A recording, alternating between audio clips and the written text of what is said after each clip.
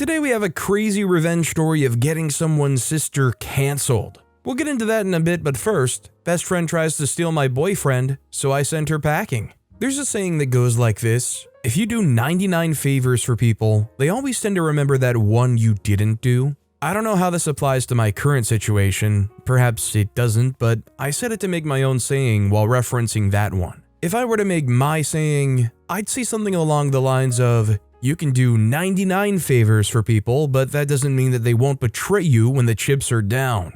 Seriously, humans are the worst. Even with the blessing of consciousness and an intelligence quotient and our retentive memory, people seem to forget easily the good deeds others do for them. Maybe it's a case of selective amnesia or something, but it's a common trend with people. I've known about this for a long time, but it never really mattered to me because I thought something like this would never happen to me. I thought I had the best friend in the whole wide world. So while everyone might be facing betrayal in the craziest form, I thought I wasn't going to experience it until I did. My best friend in the world, who I thought was going to be loyal to me through everything, tried to steal my boyfriend. It hurt, I'm not going to lie, but I wasn't going to let it slide. So I punished her. But let me start at the beginning so you can understand the full story. Cindy and I have been friends since high school. I still remember the first time we met like it was yesterday. It was the summer holiday before my junior year. I wasn't doing very well at school because my parents decided to split a few months ago.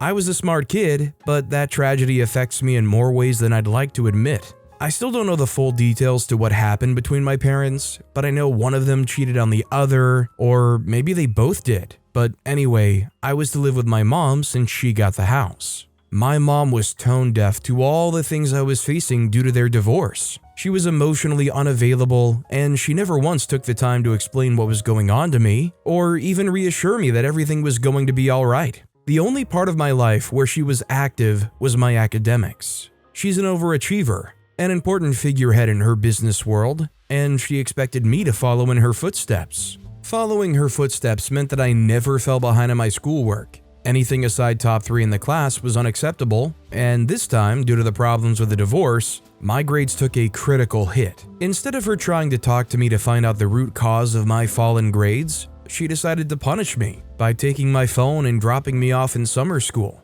I didn't like this idea one bit, and I think it contributed to the depression I fell into the first few days of my stay in the school. Whenever I got back home, I didn't try to talk to my mom, and she didn't care. All she said was that she was doing it for my own good, and I could hate her all I wanted. Anyway, after my first week, I was about to head home after classes when this girl joined me. She didn't say a word to me as she walked by my side. I thought it was weird at first because she was taking all the turns I was taking. When we were close to my home, I couldn't take it anymore. It had left weird and was now moving past creepy. I stopped in my tracks and asked her who she was and why she was following me. She simply said that she wasn't, and that her house was on the same route as mine. I didn't buy this because before then, I hadn't seen her on my way home. I haven't even seen her in school or anywhere. Because of this, I told her to cut the crap because I wasn't ready for games. I told her to stop following me or I was going to call 911. That threat was foolish for 2 different reasons. One, I didn't have my phone because my mom seized it like I said earlier. Thinking about it now, my mom was really irresponsible for taking my phone away from me. What if I'd been in real trouble? How would I call someone? 2, the girl in front of me was give or take my age mate. Anyway, the girl quietly walked ahead of me and I waited till we had some distance between us before I continued my journey. It was when we turned into my street that I saw how much of a jerk I had been. She wasn't lying when she said her house was on the same route as mine. In fact, she lived just a few houses away from me. Hers was the old house down the street. It had been up for sale for a long time, and the realtor just pulled out the for sale sign a week ago. I had no idea that the new owners had moved in or that they'd have a daughter my age, but in my defense, she could have explained better, and I really wasn't in the best of moods to be guessing where she was from. I stood outside in the driveway for some time, contemplating whether to go over and apologize to her or just wait till the next day in school. After some time, I decided to do it the next day. I went to school as early as possible the next day to make my apology to the new girl, but I couldn't find her. It was when the class had started already that she stepped into the class. After a brief admonishment from the teacher, she headed towards the empty seat behind me, but stopped as soon as she saw my face. Without hesitation, she turned around and went to take another empty seat. I couldn't blame her though. I was a huge jerk the day before and I haven't apologized. There's no reason for her to be warm to me. The class schedules were tight, so I couldn't talk to her after the class because we had another one immediately after. When it was time for lunch, she was nowhere to be seen. I had no choice but to wait till the end of the school day. Eventually, the school day was over and we could finally go home. I waited in the hallway for the new girl, but I couldn't find her. Eventually, I had to leave.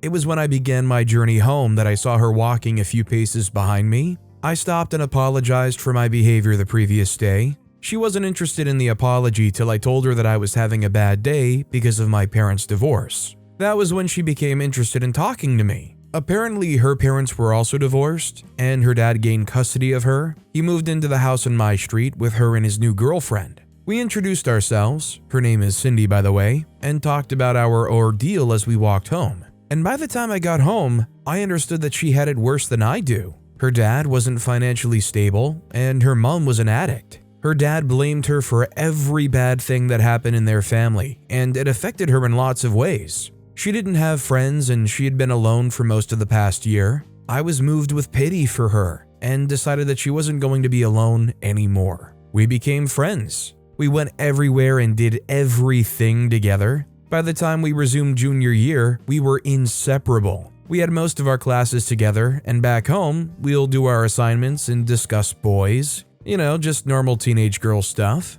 My grades got better because of her, and even though she wasn't as bright as I was, I always helped her get through the exams. When it was time to go to college, Cindy applied for a scholarship because her dad couldn't afford to pay her college fees. She got a half scholarship, which covered her tuition and everything else but not her accommodation. I got an apartment off campus and told her she was welcome to stay with me. She was practically the closest thing I had to a sister at this point. Cindy and I had different views about some things like money and its importance to relationships with people. She thinks that it's a waste of time to be friends with people that were not financially stable. For instance, she could never be in a relationship with a guy that doesn't have a lot of money. Personally, I think it's a wrong approach to life because being superficial can cause more harm than good. But I understood that it has to do with some deep-rooted issues with her family and how she was brought up. There was nothing I could do to help her. She faced what she faced, and there was no changing that. I only hoped that she was going to gain a better mindset moving forward.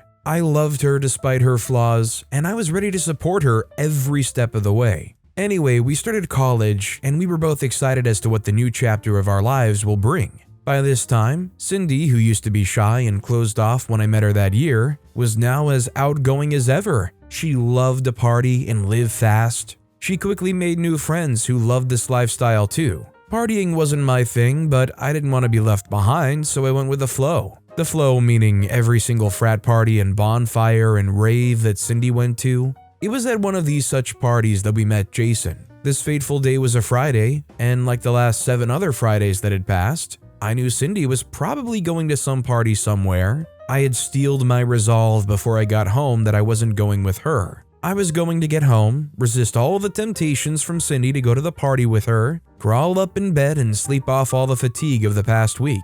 My resolve was short-lived because as soon as I got home, I met Cindy and a few of our mutual friends in the living room. They were going to a house party somewhere way off campus. Before I could even say I wasn't interested, Cindy showed me the outfit she handpicked for me. The rest of our friends also begged that I go with them, and before I knew it, I'd worn the outfit and we were on our way. We got to the party and I was immediately awed by the sight of the elegant house. It had a swimming pool and a nice view, and I knew that it'd be crazy expensive. The rest of the girls also expressed their surprise at the building. Cindy made a comment about doing anything to bag the owner of the house, and I laughed. I thought she was joking. Just a few minutes into the party, I was ready to go home. The stress of the past week has finally gotten to me, and I don't think I've wanted my bed more than I did that day. I sat by the pool and Cindy came to join me after some time. She was trying to get me to join the rest of the party, but this time, I wasn't budging. We were still having this conversation when a guy walked up to us. He had a drink in hand and a smile on his face.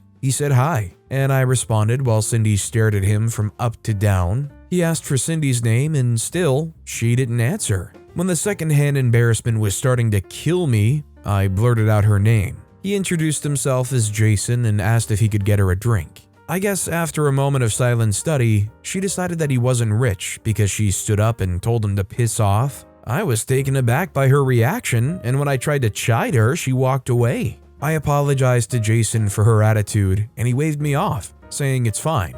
He made a joke that I can't remember now, but it made me crack up. We started talking, and Jason turned out to be the most interesting person I've met in a very long time. He was funny, smart, and knew a lot about the world of finance, which was related to my major. In fact, I spent the rest of the party talking to him, and when it was time to leave, or better put, when Cindy got too drunk to stand, he asked for my number and promised to text me. We texted non-stop for the next 2 weeks, till he decided that he'd like to go on a date with me. I told Cindy about the date, and the first thing she asked me was why I wanted to go out with a broke guy. I never thought of Jason's financial standing before that time, and I asked her why she thought he was broke in the first place. She said that he wore cheap-looking clothes at the party and he didn't wear accessories. I was surprised at how superficial Cindy was, and I went on to ask her why would it matter if the person she's going out with doesn't have money? She went on to give a number of reasons like how she can't be with a man who can't pay her bills,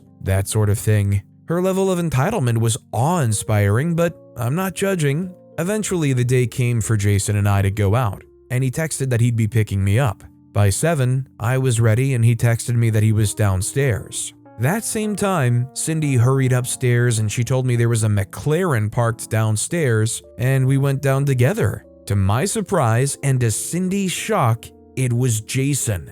On the drive, I asked him how he wound up driving a McLaren. He seemed surprised by the question and proceeded to tell me that he was a financial market analyst and trader. He had been a trader since his high school days, and by the time he got to college, he was already a millionaire. He went on to drop another bombshell on me, telling me that he owned the house where the party was held weeks ago. Who would have known? But then again, it put some things in perspective. That's why he didn't have to dress so extravagantly that day. He was at home. We went to the cinema, and the date was amazing. He dropped me home hours later, and I proceeded to tell Cindy about how great the date went. She didn't seem too happy as I narrated my experience. I just thought she was ill or something. The next few days after our date, Cindy still won't talk to me, no matter how I tried to ask her what the problem was. She always seemed to find a way to brush me off, so I didn't bother anymore. Jason and I continued going strong, and 1 month later, he asked me to be his girlfriend, to which I said yes. He bought me a very expensive necklace as a gift for being his girlfriend, and when I showed my friends, they were all excited and happy for me. All of them, except Cindy, of course. That last month, it felt like our friendship had gone sour. She doesn't talk to me anymore, and it felt like I was living at home with a stranger. But I've tried my best to talk to her. I just felt like she'd open up when it was the time. The next day, I couldn't find the necklace in the drawer I put it in, and that's not all. I woke up to 17 missed calls from Jason. Apparently, Cindy was in his place. She showed up drunk the previous night and tried to get him to sleep with her,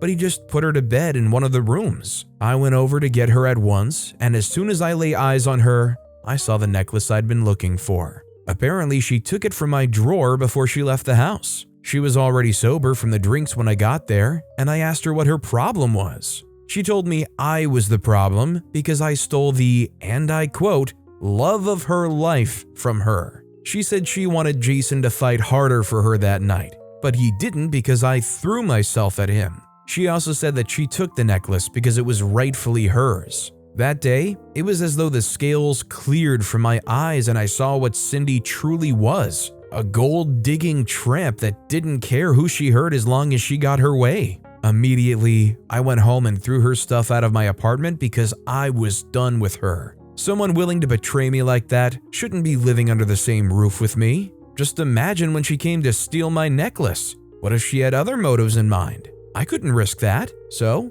I cut her off. Honestly, a roommate stealing from you is in general a more than fair thing to blow up that roommate ship with them. Not only would you be very incentivized to tell them to pack up and get out of there, or you pack up yourself and move, but as soon as you've secured yourself and everything, as long as they still have proof, and I mean they're sitting there like, this is rightfully my necklace, probably wouldn't be a bad idea to get the authorities involved. Get yourself completely ready to move out, call the cops, provide proof that that necklace is yours, and make sure you can just add that right on top of all your boxes on your way out. Our next story is, I got my sister canceled. All my life, I've tolerated sharing everything with my twin sister Natalie, and I convinced myself that it was just something I had to deal with in life. But she took something I could never dream of sharing with anyone, and I could never forgive her for it. Like I said earlier, Natalie is my twin sister, meaning that we're the same age. Technically, she was born 231 seconds before I was, and she never managed to let that go.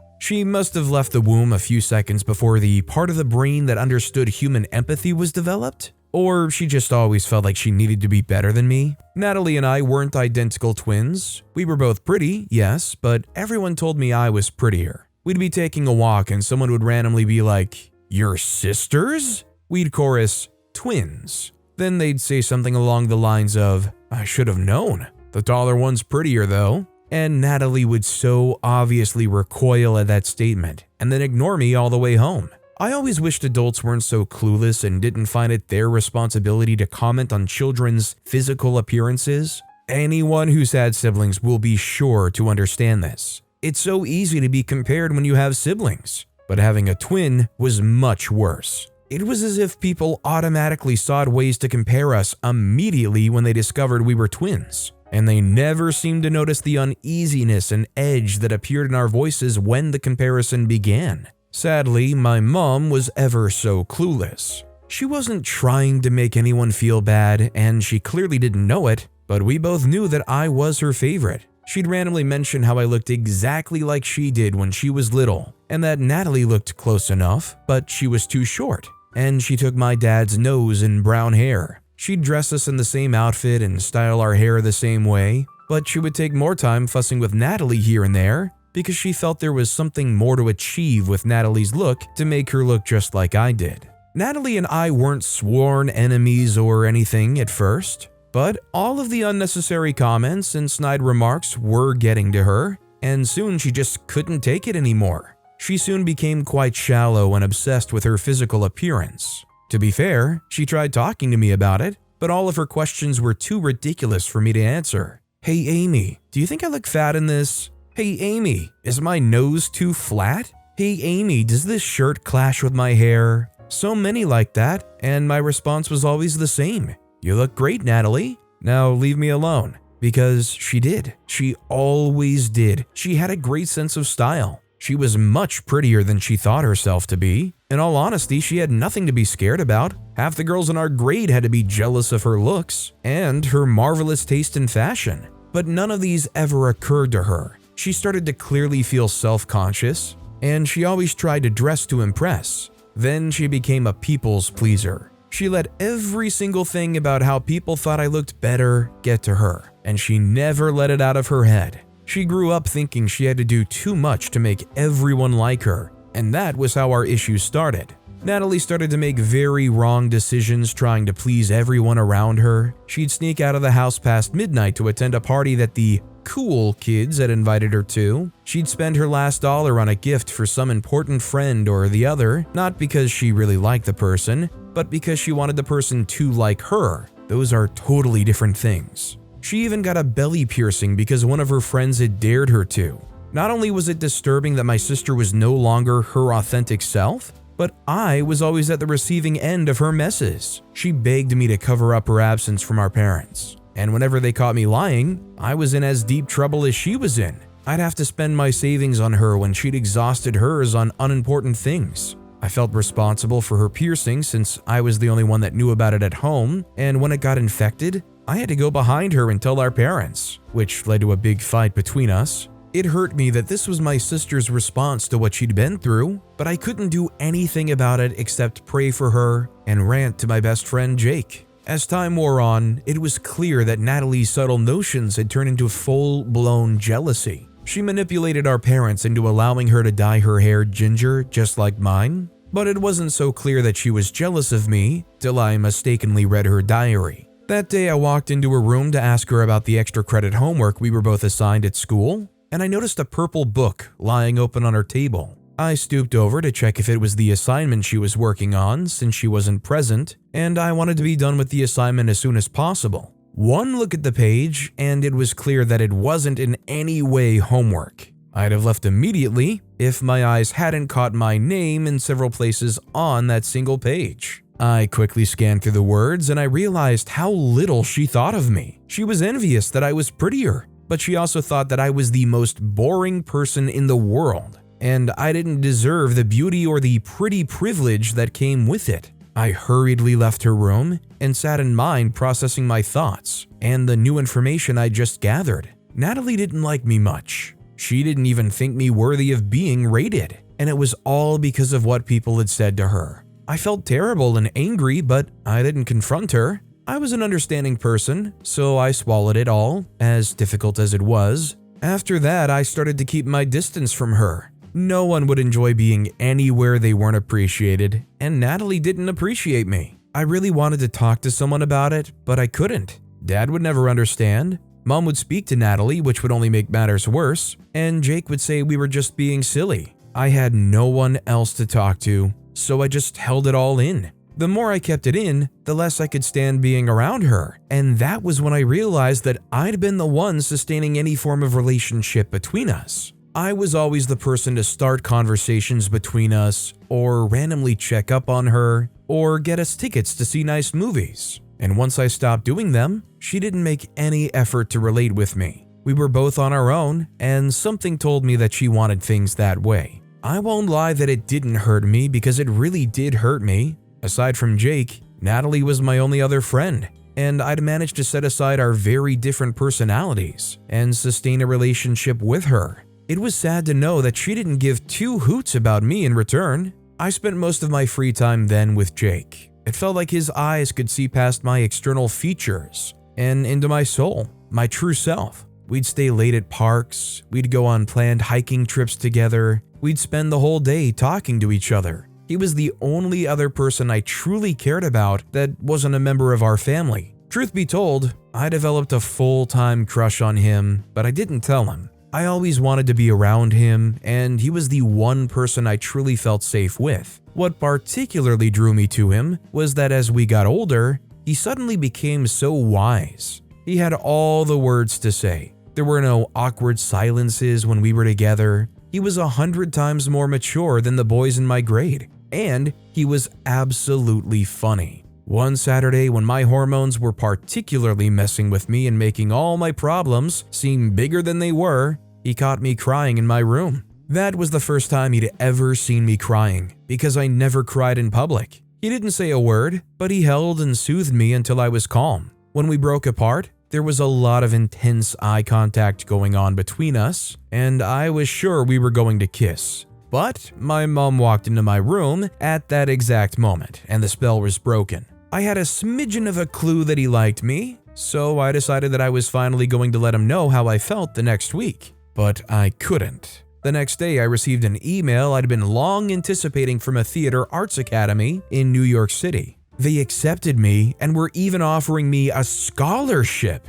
I was going to the Big Apple for a year. I should have been extremely excited, and I was. But when I was telling the news to Jake, I shared the disappointment and longing I could see in his eyes. There was no way we could kindle anything now, but I was wrong. The morning of my flight, as we were saying our goodbyes, Jake slipped a beautiful card with lace trims and authentic drawings of hearts on it into my backpack that I didn't notice till I'd landed. He did the designs himself. He said he was consumed by me and I was the best thing in his life, and that he'd write me every day till I got back. How cute was that? I was so surprised that he felt so strongly about me, and I was particularly pleased that he did. A lot of other guys had expressed their feelings to me, but none as eloquently and sweetly as he had in his card, and I didn't like any of the other guys much. My stay at the academy was a lot of fun. I gained a lot of experience I couldn't have gained at my regular school, and I got to work with a lot of people with great skill and talent.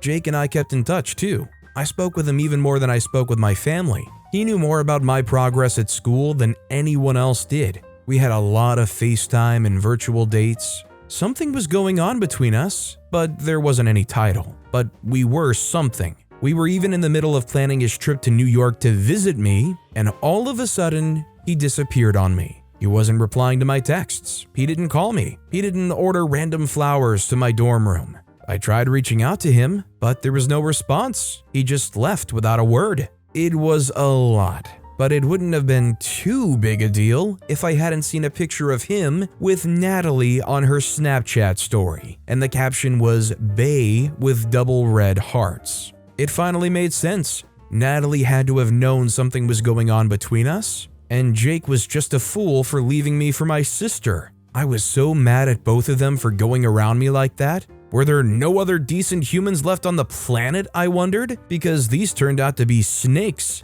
I had exactly 1 month and 2 weeks left to finish up at the academy, and I used them to scheme and plot my revenge on those 2 snakes. I just couldn't let it go. That wasn't something you just did to anyone and walked away. It came with consequences, and I was going to make sure of it. I had to pretend I had no idea that anything was going on. That was easy considering the fact that I wasn't really speaking to either of them. I stalked Natalie's Instagram a lot, and there turned out to be a lot of content that involved Jake. This time, I was the jealous one. Little pangs of envy filled me as I watched them laughing at the most unamusing things, going out on dates and surprising each other. It all seemed too much for a few months of relationship, and I started doubting that it had all just started. Had Jake been playing me all this time? I'd rather not know. The same way he'd never know what was coming to him. It wouldn't be as fun if they were expecting me to be pissed at them. Getting revenge on Jake was easy. He had this really embarrassing video of him peeing himself when he was really drunk. Not only was that gross, it was bound to get him in trouble if his parents ever caught wind of it. I was going to post that on the internet where his parents wouldn't have any trouble finding it. Knowing Natalie, it wouldn't be too long until she'd break up with him if he had any negative social air around him. The problem was Natalie. I needed to do something that would affect her image, since that was the only thing she actually cared about, but it didn't seem like there was anything I could do. She had no embarrassing videos for me to torment her with. She was as cool as she wanted to be. I had to strike from the inside. I had to get home first. But first, I was going to post Jake's video, and I was going to do it incognito. As expected, a week after I shared Jake's video with the world, Natalie broke up with him, and I could just imagine the kind of trouble he'd have gotten from his parents, who expected him to be a strict teetotaler. Time flew fast as there was something I looked forward to expecting at home, and before I knew it, I was on my flight back home. Still, I behaved like nothing had changed. I didn't let Natalie know that I had something more to hold against her, and there was no need to pretend to Jake since he never showed up. I decided that since she was so obsessed with grand events, that I was going to make sure she got embarrassed during one. I started to stalk her and all of her friends so I'd be updated about any big event they were going to. I got down all of the information about the party so I could use it when I wanted to. I waited till Natalie started to shop and plan for the party so I'd be sure she was in attendance. Then I graciously tipped our parents off about her whereabouts. She had told them that she'd be studying late at the library, but I was 1 foot ahead of her. Then I casually went to the venue of the party to watch everything go down. My parents arrived at the scene much later than I'd expected, so I was bored for quite a while. When I saw their red Mitsubishi make its way into the parking lot, I knew things were about to get spicy. Dad stepped out of the car looking lost and confused, but Mom got out with a clear goal to find my sister and to chew her and spit her out. I followed her through the crowd and stayed at a safe distance while she located Natalie. I wish I could have recorded the look on Natalie's face when she separated from the scary-looking guy who was sucking her face and was looking right at Mom. She turned white. My mom started to scream and shout at her so loudly that the DJ turned down the volume to hear what was going on. Then my mom dragged her by her arm and led her through the middle of the crowd while everyone watched. I should have felt a little bit of pity for her because that was downright embarrassing, but I didn't. I found it hysterical and I couldn't control my laughter all the way home. My Uber driver must have thought I was insane. Back at home, while she was getting tongue-lashed and given a million punishments, she started to trend on Instagram. There was a reel of my mom dragging her through the crowd at the party that was being reposted with the caption, "Mummy's baddie." Forget what I said about Jake's video being embarrassing. This was downright humiliating, especially because the types of comments that it was getting. The funny thing was that I had to show Natalie how popular she was getting myself because our parents had seized her phone. You gotta love when a revenge attempt unexpectedly goes double layered like this. OP just wanted to get them embarrassed, chewed out, their life ruined as far as their parents are concerned. But in 2023, if there's any ounce of drama going on in a semi-public facing place, I think you can almost certainly count on somebody to whip their phone out and start recording the event. At a party, honestly, not that surprising that it was recorded and shared around. But with that being said, that's all the time we have for today. Now, if you want to hear another absolutely crazy revenge story, check out that video on the left. Or if you missed my latest video, check out that video on the right. That said, I'll see you all next time with some more stories.